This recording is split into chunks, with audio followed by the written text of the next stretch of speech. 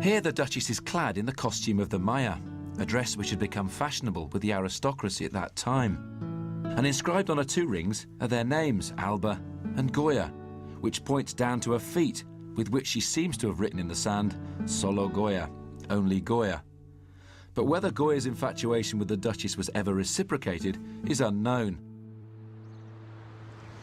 The Duchess of Alba was instrumental in making this particular part of Madrid a fashionable one because she bought land here on the banks of the river Manzanares, and this church, that of San Antonio de la Florida, became the court church, and in the summer of 1798 Goya was given the job of decorating the ceiling. The commission itself was a relatively traditional one, but Goya's response was anything but. The subject is that of the 13th century legend of St. Anthony of Padua, who appeared during a court hearing in his native city of Lisbon in order to save his father, who'd been unjustly accused of murder. At the saint's bidding, the dead man came back to life to accuse the real murderer. But the main action seems almost overshadowed by the surrounding crowd, a motley crew of vagabonds and blind beggars. Hardly the normal depiction of floating angels that we normally find in Baroque church frescoes. In spite of the grotesque nature of some of the San Antonio murals, and indeed of the capriccios, Goya's reputation in royal circles was never higher, and in 1799 he was appointed principal court painter, and a year later, in 1800, he was commissioned to paint what became perhaps the greatest royal group portrait of the 19th century. It shows King Charles IV and his extended family, 14 almost life-size figures, but are each individuals in their own right. And in the way that Goya paints, the decorations, the sashes, the silk and brocade shimmer of the dresses is a kind of miracle in itself. As you get close up, though, those details dissolve into a miasma of brushstrokes, and the message seems to be, keep your distance, which reaffirms, if you like, the royal dignity or authority. At the heart of the painting is the Queen, Marie Louisa, who forms this pivot as a kind of triangle with her husband, King Charles, and then her son, the Crown Prince Ferdinand. And all the other figures are really there just as bit part players.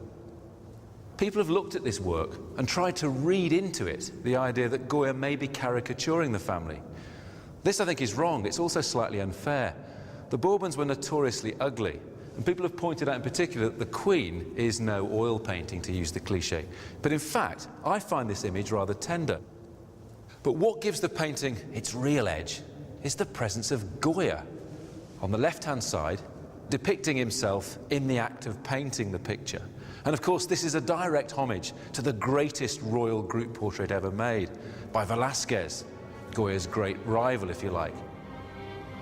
What emerges from this picture is the idea that Goya is a schizophrenic artist of kinds, that there are two sides to him, that he has this light side, the side that is the traditional and official court painter, but also he has this private, introspective, imprisoned side, the dark side. And it's this dark, dangerous, sometimes erotic, sometimes political vision that dominates the second half of Goya's career.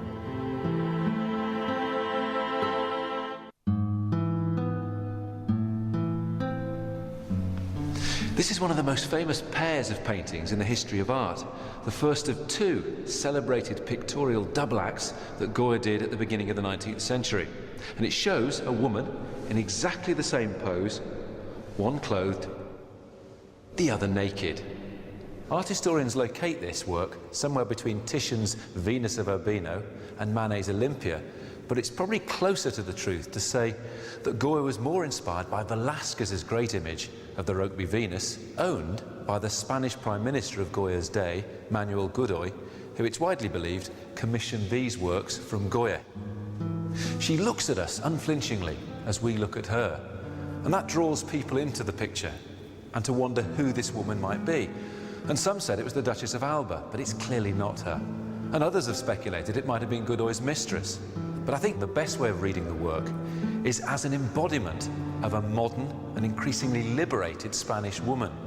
The picture, after all, is called the Naked Maya, the artisan with a liberal free spirit. And I think it's that Goya's getting at, as she lies openly displaying her body with no hint of shame whatsoever. In the dressed version, her body's hidden, but her sexuality becomes more emphasized. You see the curves in more pronounced ways. Also, the costume is Turkish, those golden slippers, and there's a kind of exoticism to the work. Images of reclining nude women have a long and distinguished history in art, but not in Spain when the Inquisition is raging. In fact, King Charles III wanted to burn all the images of nude women in the royal collection. Now, there's been some very interesting speculation about how these two works would have been displayed in Godoy's collection. Some people have come up with a theory that there was even a kind of mechanical device that had dressed woman, and then it flips up to reveal the undressed woman underneath, rather like those pens that adolescents have, that when you turn, the woman's clothes slowly fall off. I'm not sure that that happened, but I do think that having a dressed image next to an undressed image gives a more erotic frisson, even though the implication was that by covering her up, you added respectability. And it was Godoy, painted here by Goya in 1801, who put into motion events that would throw Spain into turmoil and inspire Goya to create some of his greatest works. In 1808, Godoy had given Napoleon Bonaparte free passage through Spain on his way to Portugal, effectively delivering his country into French hands.